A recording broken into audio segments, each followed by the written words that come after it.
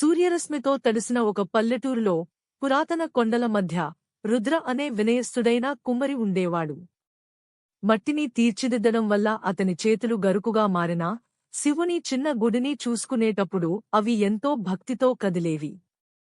కొన్ని కాలాలుగా తీవ్రమైన కరువు ఆ ప్రాంతాన్ని పట్టి పీడిస్తోంది.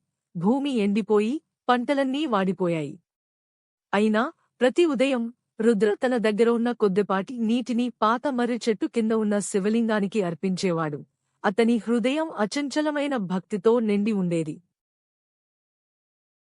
గ్రామం తీవ్రంగా బాధపడింది. బావులు ఎండిపోయాయి, పొలాలు బీడుగా మారాయి, పిల్లల నవ్వులు తగ్గిపోయాయి. నిరాశ ప్రతి ఇంటిని ఆవరించింది. కొందరు గ్రామస్థులు వారి ఆశలు సన్నగిల్లడంతో రుద్ర నిరంతర భక్తిని ప్రశ్నించేవారు. నీ ప్రార్థన వల్ల ఏం లాభం, రుద్రా? అని వారు వాపోయేవారు.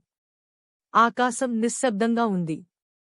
కాని రుద్ర నిశ్శబ్దమైన చిరునవ్వుతో తన రోజువారీ ఆచారాన్ని కొనసాగించేవాడు. అతని విశ్వాసం చీకటిలో స్థిరమైన జ్వాలలా ఉండేది. అప్పుడు అత్యంత కఠినమైన పరీక్ష వచ్చింది. రుద్ర చిన్న కూతురు తీవ్రంగా జబ్బుపడింది. ఆకలి, దాహం వల్ల ఆమె చిన్న శరీరం బలహీనపడింది. అతని హృదయం శారీరక కష్టం కంటే లోతైన బాధతో అల్లాడిపోయింది. అతని దగ్గర ఆహారం లేదు, మందులు లేవు, కేవలం అతని ఆత్మలో సన్నగిల్లుతున్న ఆశ మాత్రమే ఉంది. రాత్రిపడి పొడవైన నీడలు పరుచుకున్నప్పుడు రుద్ర తన బిడ్డను ఒడిలో పెట్టుకుని అతని ముఖంపై కన్నీళ్లు నిశ్శబ్దంగా కారిపోయాయి. అయినా ఈ తీవ్ర దుఃఖంలో కూడా అచంచలమైన విశ్వాసం ఒక మెరుపులా మిగిలి ఉంది. అద్భుతం కోసం కాదు, బలం కోసం ఒక నిశ్శబ్ద ప్రార్థన. తెల్లవారుజామున మొదటి వెలుగుతో రుద్ర లేచాడు. అతను తన చివరి మిగిలిన నీటి చుక్కలను తీసుకున్నాడు. తన దాహాన్ని తీర్చుకోవడానికి కాదు, తన కూతురి ప్రాణం కోసం వేడుకోవడానికి కాదు, పూర్తి అర్పణ కోసం.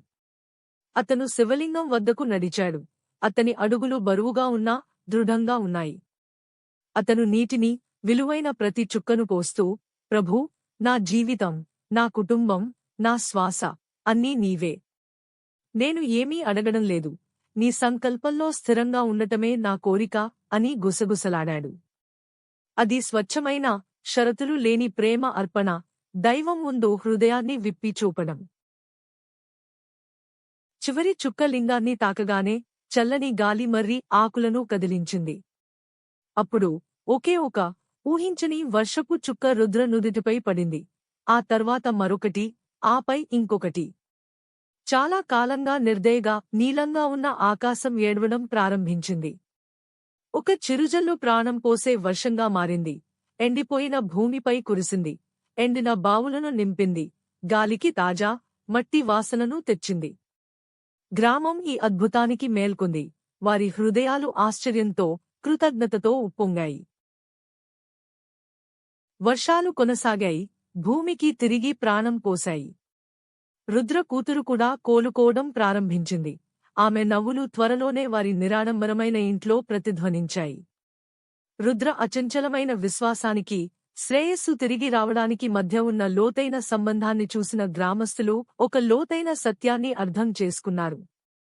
అది అడగడం కాదు, హృదయం యొక్క స్వచ్ఛమైన, షరతులు లేని అర్పణే దైవకృపను ఆహ్వానిస్తుంది.